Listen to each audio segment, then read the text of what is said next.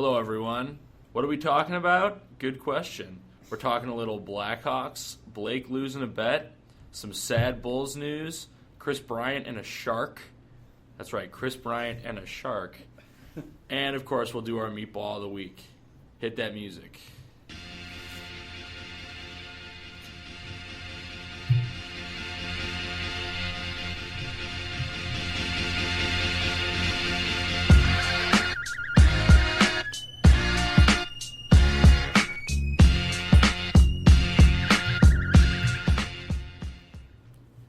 Hello, everyone. Today is February 8th, 2016. Welcome in to Sosa's Steam Room. My name is Drew, and the man sitting to my left lost a bet this weekend. Did I? You did. I did lose a bet. You lost a bet. I didn't want to talk about it, but I mean... We are going to talk about it. But first, we love your questions, so shoot us an email at sosasteamroom@gmail.com. We also have a Twitter and Facebook account. Search for Sosa's Steam Room. Twitter, we're at Sosa's Steam Room. We also have some personal Twitter accounts. Myself at DN Edstrom. And Blake, your Twitter handle? At Soldier Field BLG.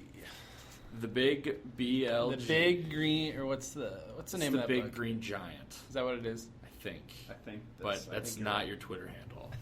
I'm not the Big Green Giant. Yes. Busy week of Chicago sports. A lot going on this weekend. So let's just jump into it. We're going to start off with some Blackhawks. Mm-hmm. Last week we looked ahead. They saw that they had Colorado on the docket, Phoenix, and then a rematch with the Stars where they're looking for revenge. And guess what? They won every single game. Mm-hmm. Every one. 3 for 3. Hawks are clicking. They got San Jose tonight at home. Should be a good game, and then they have a nice little homestand afterwards. Blake, what were your takeaways from this weekend with the Blackhawks? Well, I have a lot of takeaways from a with really great week of hockey for the Blackhawks. Hit me with the takeaways. Well, to start off the second half, I think we talked about this last week or maybe the week before, but they really turn it on at this point of the year. They get into it. This is when they start focusing down the line on the playoffs, and I think if the last 3 games are any indication, this team is gearing up for that time. But really, really good week. One of the better weeks of the entire season so far. Yes. Capped off with that win in Dallas, which was, all on the road, people. All on the road. They haven't even gotten home Well, yet. all on the road. Yeah, you're right. On the road. Phoenix is... road. There's a lot of Blackhawks fans. Phoenix and Dallas are basically Blackhawks home games. And, I mean, that's how it is. But great week overall. And, I don't know. We'll see what we have in store for next week. But... yeah, it'll be good for the Blackhawks to be back at home. I know they're pretty pumped about it. I listened to Hjalmarsson's press conference after the Dallas game, and he seemed like the guys were just ready to get home, and they're excited right now. They're excited about the way that they're playing, and I think they can play even better, which is kind of terrifying. Yeah. This is definitely not the best you'll see This is them not play. peak Blackhawks, but and like we were talking about. Close. This team knows how to prepare themselves for the playoffs, and obviously we're not going to see that playoff performance until April. But this is a little indication of what is to come, and it's a very good sign. It's looking good. Yeah, things are looking good for the Blackhawks. I'm very happy that they have been a constant throughout my life for the past 6 years of them being relevant and good, because some teams in Chicago are not relevant and good, and we'll get to that a little bit. We'll talk about that a little bit. Mainly one team. I'm calling you out, team that we're going to talk about later. That team that I love. Let's talk Anisimov a little bit. Yeah. Had a great game in Dallas, 4-point game, I believe. Assist, 3 goals. And when you talk about that second line... 3 assists, 1 goal. 3 assists, 1 goal. Just mix it up. Thank you. You're good. So Anisimov, you look at that second line and you see Kane and Panarin, you see the chemistry that they have. And a lot of times Anisimov is just kind of like that other dude that's just there. But this dude is legit. He's stepped up all season. He fits extremely well with Kane and Panarin. He's a big body in front. He's athletic and has been producing. Yeah. Got him in that Saad deal. And a ton of people forget that the Blackhawks saved $2.8 million when they made that deal. And Anisimov wasn't part of it. And every single time we talk about the Blackhawks, we seem to be talking about this line because they just keep on producing and producing. Best line in hockey. Best line in hockey, Blake says.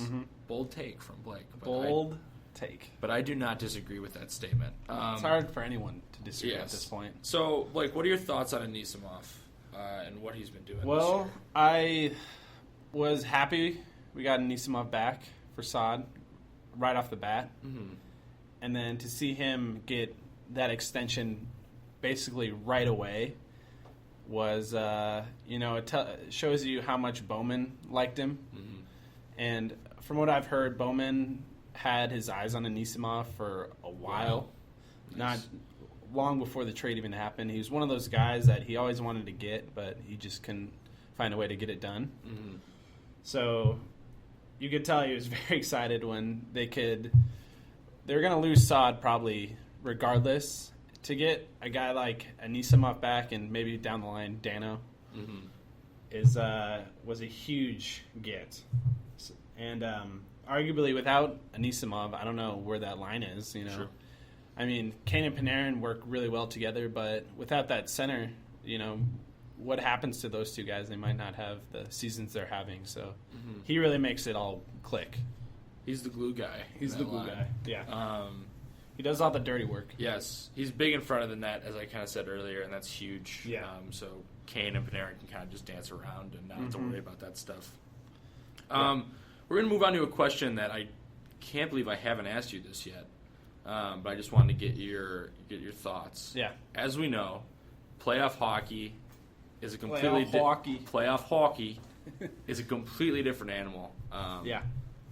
And it's amazing to watch, and it's a lot more physical, and the intensity is amazing.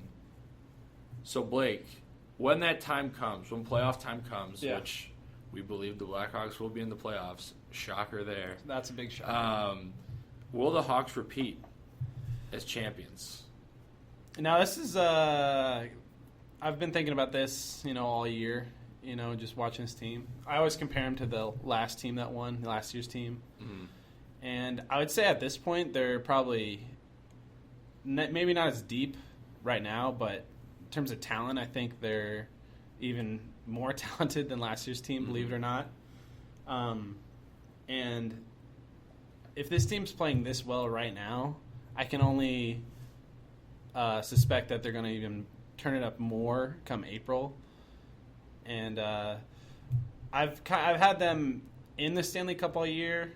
The Washington Capitals. Yeah, they're playing. They're legit. They're legit.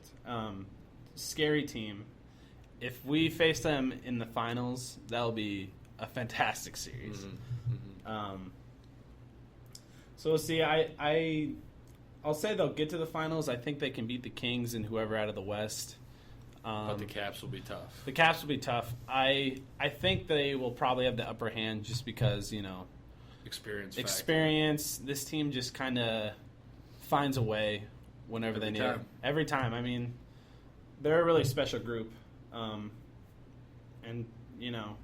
guys like Anisimov and Panarin who haven't won, it's always good to have guys like that who still have that drive to get that first one, which is, always really important for those guys. So. Absolutely. So you think the Hawks' biggest I don't want to threat... give a definitive answer. I understand that. We'll come back to this question when playoff time rolls around because, the trade deadline is coming up. The Hawks could make a move. I think they will. For who or for what position? Probably a winger? I've heard a lot of Andrew Ladd talk. Yeah, I heard that yesterday as well. That would be interesting. It would be interesting, but I don't, I'm not... Would you be willing to give up Shaw and a pick? That's what I've heard. Would you be able to do that? Would you do that? Yeah, probably. I mean... I would too. I probably would. Because the Winnipeg Jets just signed Dustin Byfuglien to a huge contract extension yesterday. Yeah. Big time money for He was like Buff. another guy they were talking about, but That's obviously... that's not anymore, yeah. So I bet the Hawks will target someone. Bowman's We'll see. always working in the tall grass, He's just hiding out, waiting to strike, and he'll make a move. He'll make a move, yeah. He will make a move. I mean, last year we saw... Transition. We're transitioning. We are transitioning. We are going to talk a little bit of Super Bowl, Super Bears, but just Bears. mainly the Super Bowl. There's going to be some Super Bears next year. Is that a bold prediction from Blake that the Bears will make the Super Bowl next year? I don't think so, but... That's not a prediction, that's a pipe dream. Blake's dreaming today. I'm dreaming. Follow your dreams. So, last week we both picked the Panthers, and we suck. So, But who didn't? Yeah, you're Who right. didn't? Who didn't pick the Panthers? Seriously. You're exactly right. So, congratulations to the Denver Broncos for getting the job done. That defense was phenomenal all game long. Put Cam on his butt a ton. I loved watching them blitz the quarterback and just get after it. It was fun to watch. Yeah. And Cam couldn't get anything going because his receivers weren't helping him out for sure. Greg Olsen had a really quiet game. Yeah. And now Peyton could be riding off into the sunset. And I think saying he is goodbye. going to. You think he'll retire? Yeah, I've heard a lot of theories about Payton. The Budweiser comment, where he's like, I'm going to go home and drink Budweiser. I'm hearing that's like his code for I'm retiring. Oh, really? Yeah, I actually heard that. But, I mean, that's a theory or whatever. But I like that, though. I mean, it makes sense because, Budweiser didn't pay him to say that. So No, yeah, there's it was got to be like a double meaning behind it. At first, when I thought about it, I was like, oh, sweet plug, Peyton. Good job. I was like, this is really weird. I liked it, though. He's like, I'm going to kiss my wife, and I'm going to drink a lot of I'm Budweiser. going to drink a lot of beer. I was like, what is happening? But Did you see the hashtag on Twitter is like hashtag Me Too Peyton? And just No. like people with Budweisers like holding them and taking like selfies of themselves and being like, Me Too Peyton. I'm gonna tweet one of those. Our buddy Timmy actually did that. So, Oh, really? shout out to Timmy Shout if you're out to listening. So that was pretty funny. But yeah, overall thoughts on the game, Mr. Van Pocky? The game itself was garbage. It was so boring. It was really bad. And, some people will tell you it was bad because the defenses were so good. But that Carolina offense, and even the Broncos offense for the most part, was pretty limited. And we haven't seen Cam be in that situation before where he's scrambling for his life almost on every down. They were in his head. They're in his head. And the he was entire game. frustrated the entire game with lack of penalty calls. Yeah. There was a roughing the passer penalty that could have been called towards the end of that game. But yeah, the Broncos were just going after it. Yeah, and this is not to take away from what the Broncos did. Yes. That defense really did its job. I mean, Wade Phillips has really kind of, he just finds ways to win games on defense. It doesn't even matter what the offense is doing. Yes. He just has been able to. Von Miller got the MVP. Happy about that. He should have. He completely dominated. Yes. If they would have given it to Peyton, I think there would have been such an uproar. That would have been a joke. Yeah, that would have been a complete joke. But yeah, congrats to Von Miller as well. Congratulations on getting franchise tagged because it's going to happen. It's going to happen. I want you. So he's not going to get franchise tagged. He's going to get a very large deal. Yeah. I mean, he might get tagged just so they can, keep talking about it without him, having to sign somewhere else or like the threat of signing somewhere else. But he's not going anywhere. Yeah, and you had an interesting tweet during the game. Well, we did watch the first half together, and then Blake ran off to his cousin's place. We had a little get-together at my apartment. It was a good time. We had pizza, some snacks. We had a bunch of chips and dip. So many chips. But anyway. Yeah. You tweeted out about Roman Harper and how you want to see him in a Bears uniform Roman Harper? Is that who you said? Was it Roman Harper? Yes. I think I was probably talking about Malik Jackson. Oh, Malik Jackson. Or there's a lot of guys we could talk about here. Okay. Because I know Roman Harper is a free agent. Roman Harper is a free agent, too. I know Malik Jackson is a free agent. He had a huge game. He had a great Super Bowl. That whole front seven was